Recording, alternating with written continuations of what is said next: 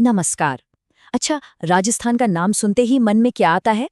किले, रेगिस्तान, रंग-बिरंगी पगड़ियां है ना? पर एक और चीज है जो इस जगह को बहुत खास बनाती है, और वो है इसकी भाषा। हम सब जानते हैं कि वहाँ की ऑफिशियल भाषा हिंदी है, लेकिन सच कहूँ तो इस क्षेत्र की अपनी एक बहुत ही गहरी और रंगीन भाषाई दुनिया है। तो चलिए, आज इसी दुनिया की सैर करते हैं। तो शुरुआत करते हैं इस नंबर से, 73। 73 ये कोई रैंडम नंबर नहीं है।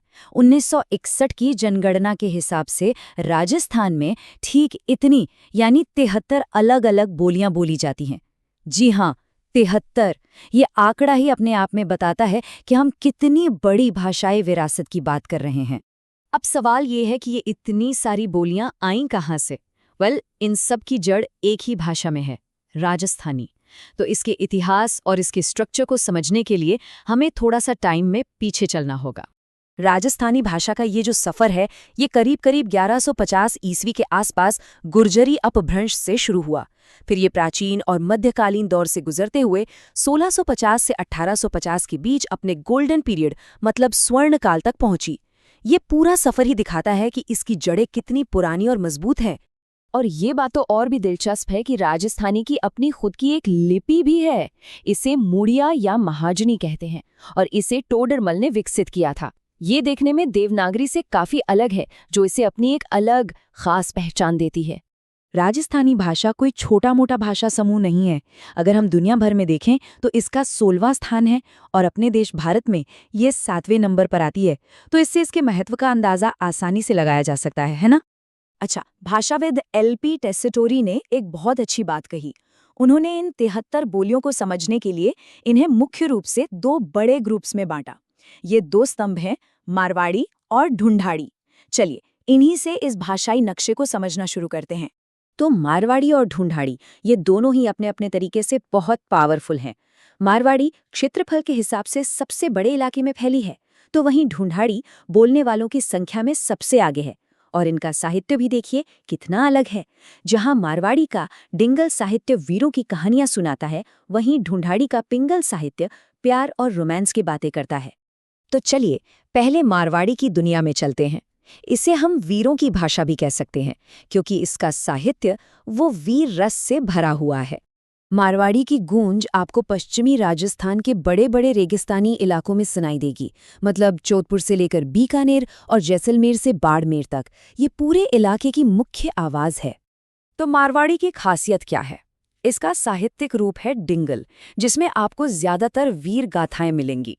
संत मीराबाई की ज्यादातर रचनाएं भी इसी बोली में हैं, और वेली कृष्ण रुक्मिणीरी और राजियारा सोरठा जैसी महान रचनाएं इसकी साहित्यिक ताकत का सबूत हैं। चलिए, अब आते हैं दूसरे बड़े स्तंभ पर, यानी ढूंढाड़ी।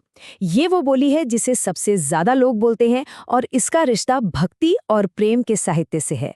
ढूंढाड़ी का दिल है जयपुर और उसके आसपास के इलाके, जिसमें दौसा और टोंक जैसे शहर भी आते हैं। क्योंकि ये इलाका बहुत घनी आबादी वाला है, इसीलिए ये राजस्थान की सबसे ज्यादा बोली जाने वाली बोली बन गई है। ढूंढाड़ी की अपनी अलग ही खुशबू है। इसका साहित्यिक रूप है पिंगल, जिसमें श्रृंगार रस यानी प्रेम और सौंदर्य की बातें ज्यादा होती हैं।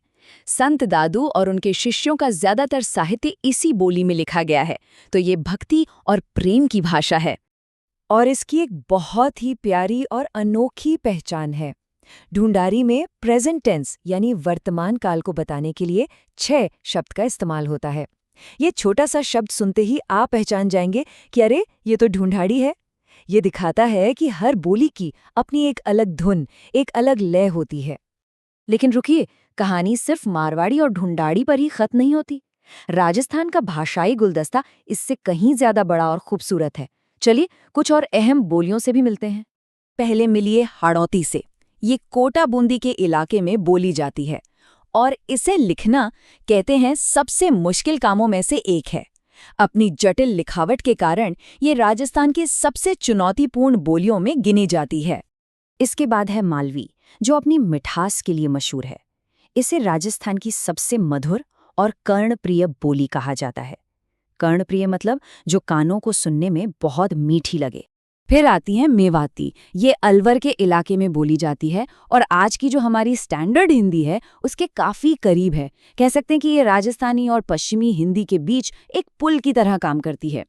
और आखिर में बात करते हैं वागड़ी की। ये डूंगरपुर बांसवाड़ा में बोली जाती है और इस पर अपने पड़ोसी राज्य गुजरात का गहरा असर दिखता है।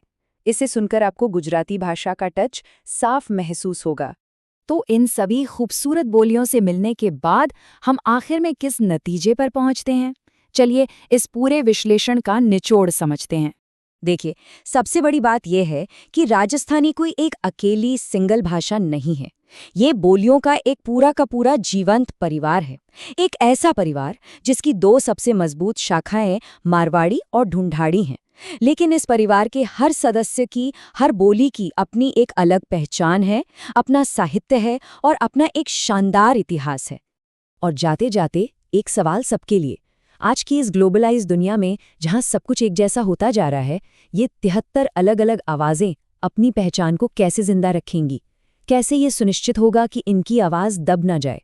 भाषाई विविधता के भविष्य और इन अनोखी बोलियों को बचाने के बारे में सोचना हम सबके लिए बहुत ज़रूरी है।